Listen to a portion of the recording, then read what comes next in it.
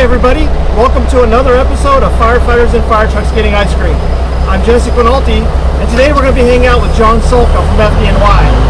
We're actually driving an old LA City fire coach and touring LA City to go get some ice cream while we're out here at Firehouse out in LA. So let's go pick up John, cruise around, get some ice cream, talk about some cool stuff, and see what's going on.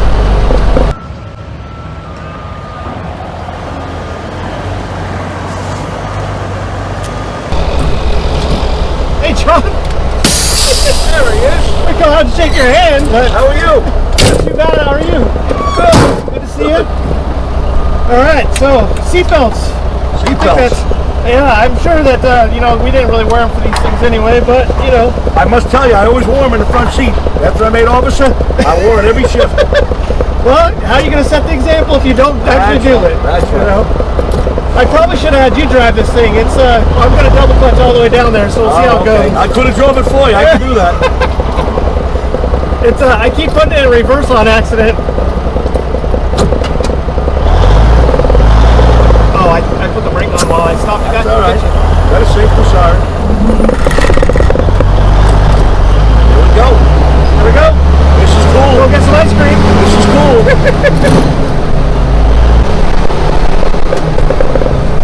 So as time has gone on, you teach a lot of command and control, leadership. What's some of the biggest things that you've seen in your career that's influenced your teaching style to keep pushing certain things out? I think one of the most important things, it just so happens that leadership is really, really, really popular right now. But I'm real happy about that because we've needed it. Both in the FDNY and I travel around the country, as you know. The guy that sits in this seat that I'm sitting in right now is the most important guy in the apparatus. He's probably the most important guy in the fire department. Right. Chiefs are important, good, experienced, talented firefighters are important. Nobody's more important than this guy right here, or gal. They're the ones that take care of the firefighters below them, they take care of the company officers and the chiefs above them, and they really are in a position to impact fire department operations, both in the station, in the kitchen, misbehaving, kidding around, hazing, all those things happen in the firehouse. There's no chiefs around. Right. And then we go to the scene of a fire, and generally it's a fire engineer and a couple of firefighters and an officer that get there first. They end up blowing the first couple of shots at those fires as well. Right. So leadership and company officer skills, I think, really are probably, they probably always have been, and I hope they always remain some of the most important things that we got to take care of. Now, you and Lasky do some stuff with 5-alarm leadership, and each one of those is like a tier, right? So what do you discuss when you actually do that type of leadership training? We have a program called 5-alarm leadership. It's a leadership program. And really it models after the book. We wrote the book first and then we did the program. Right. And we talk about everything. And we say from the firehouse to the fireground, and we mean that literally. A lot of stuff that goes on in the firehouse has a dramatic effect on the fireground.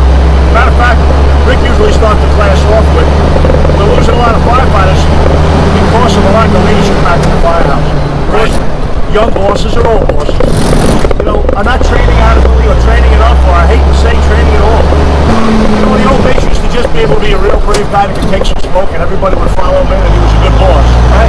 I think now you need a lot more than that. A lot more.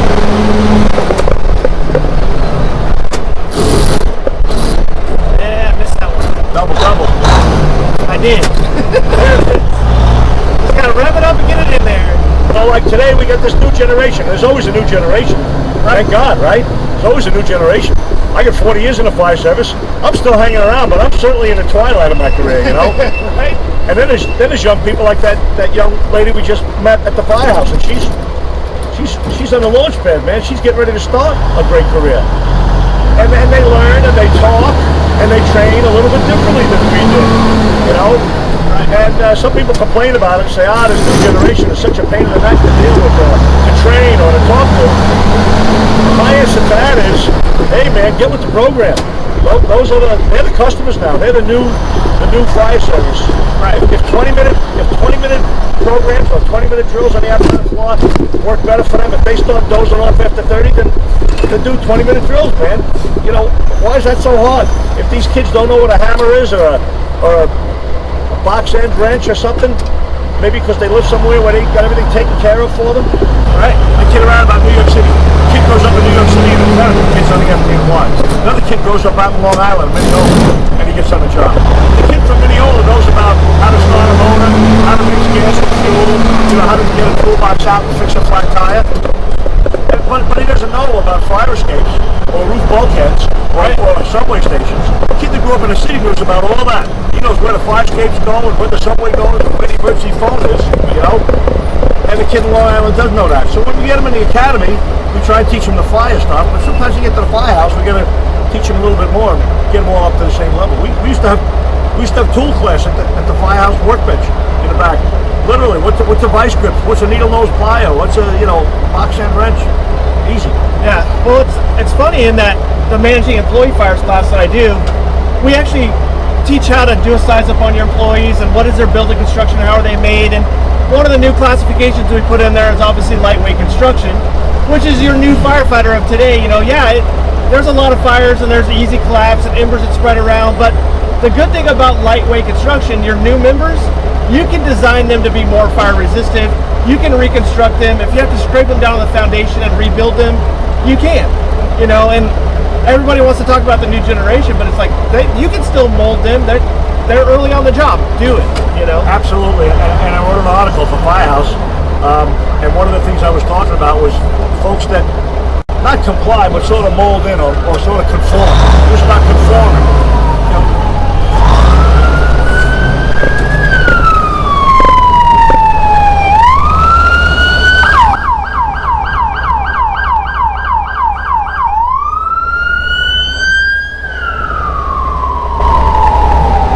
They were coming for you. That was loud. Some people talk about conforming like you're giving up and you're just folding with you're folding your cards. And actually, conforming is a wonderful skill. And I talk about the firefighters, the young 21-year-old guys, they come strolling into the firehouse. The guy's got an earring in his right ear and his hair's all foofed up with whatever they put in it. Right? They're wearing jeans with rips in them and flip flops and just stuff that I'm not comfortable wearing that my generation didn't wear. But 20 minutes later, the guy comes back to the kitchen. And his hair's all combed and his earrings obviously up somewhere in the locker and he's got his uniform on and he looks just like everybody else, right? Sometimes you gotta conform, for the work day, conform for the job. When you get off duty, you turn back into yourself and you go to your barbecues and whatever you do at home, Is this where we're going? Yeah, it's right up here.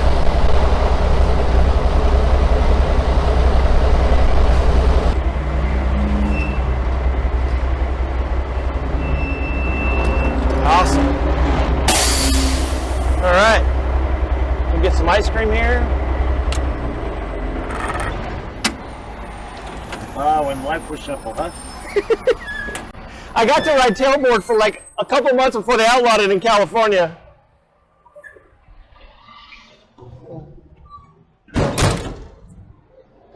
So, yeah, this place is pretty cool. They actually cold roll the ice cream and actually serve it up. So it's pretty cool to kind of hang out in some of these old ice cream shops in LA. Okay. But yeah, these places are going to take care of us pretty well here. Good. They know we're coming? They do know we're coming. We're actually opening up the store a little early. I see that. Yeah, they're not really open till noon, but the owner was really gracious to kind of come down and hang out, let us cruise in. So, what's up? Fellas, how you doing? How you doing? Jesse. Jesse. Nice to meet you, John. Thank you, John. Nice to meet you.